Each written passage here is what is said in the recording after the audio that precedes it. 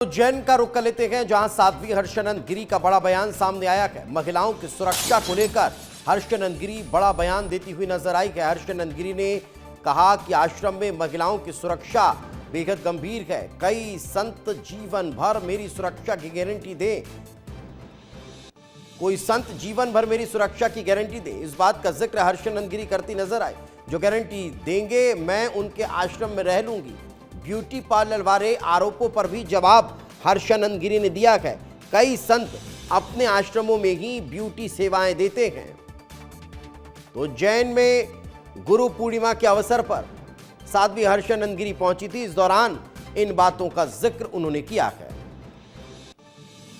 कहाँ रह सकती हूँ, तो मुझे लगता है कि जब तक मेरा खुद का कोई ठिकाना नहीं होगा तब तक मेरे पास दो ही विकल्प होंगे, या तो मैं गुरुजी के आश्रम में रहूं या तो अपने घर में अपने माता पिता के साथ जहां मैं ज्यादा सुरक्षित हूं मैं वहां रहूं। कौन इतना पवित्र है आज की डेट में, इस समाज में कौन से संत का आप मुझे नाम बताएंगे जो मुझे पूरी अपने 100% सिक्योरिटी के साथ अपने आश्रम में रखेंगे कि ये मेरी बेटी के समान है, मेरे जीवन पर्यंत इसको कुछ भी नहीं होगा। वो गारंटी ले ले, मैं उनके आश्रम में अपना ठिकाना बना लूंगी।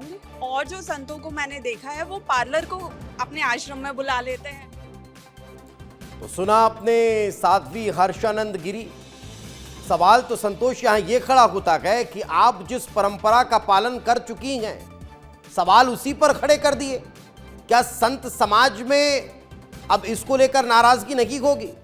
क्या जिस गुरु के दरबार में वे गुरु पूर्णिमा मनाने के लिए पहुंची थी, क्या उन्हें इस बयान से आपत्ति नहीं होगी? भाई आप तो पूरे संत समाज को कटघरे में खड़ा कर दे रही हैं, और खुद साध्वी होने के बाद, संन्यास लेने के बाद।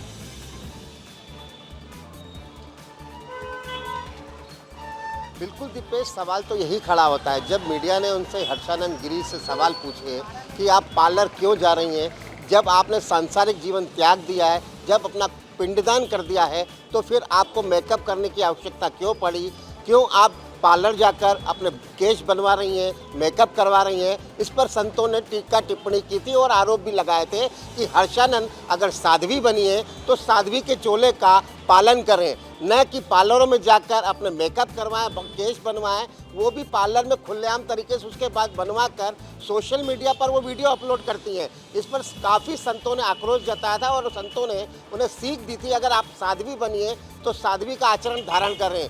इसी पर संतों ने टिप्पणी की थी। उस पर मीडिया ने जवाब मांगा हर्षानंद गिरी से, तो उन्होंने उल्टा संतों को ही कटघरे में खड़ा कर दिया कि उज्जैन या पूरे देश में एक ऐसा कोई संत बता दें जो पूरी तरह पवित्र हो। मतलब उनका कहने का तात्पर्य यह है कि आज के युग में कोई भी संत ऐसा नहीं है जो महिलाओं की सुरक्षा की गारंटी ले, जो महिलाओं की सुरक्षा के साथ उनके आश्रम में रहा जाए। तो कहीं ना कहीं उन्होंने सभी संतों को आड़े हाथ लिया है, उनके ऊपर गंभीर आरोप लगाए कि उनके आश्रम में मातृशक्ति सुरक्षित नहीं है। तो ये आखिर क्या साबित करना चाह रही है हर्षानंद गिरी, इस पर सवाल तो खड़े ही हो रहे हैं। जबकि उन्होंने महामंडलेश्वर सुमनानंद से अपना पिंडदान करवाया था, उनके यहाँ से आश्रम से विधि ली थी, ज्ञान लिया था, वहीं से उन्होंने संत का रूप धारण किया था। तो कहीं ना कहीं हो सकते हैं उनके ऊपर भी आरोप इस प्रकार के लगे। उसके बाद हमने संतों से भी टीका टिप्पणी करने की कोशिश की, जवाब मांगा हर्षानंद गिरी पे।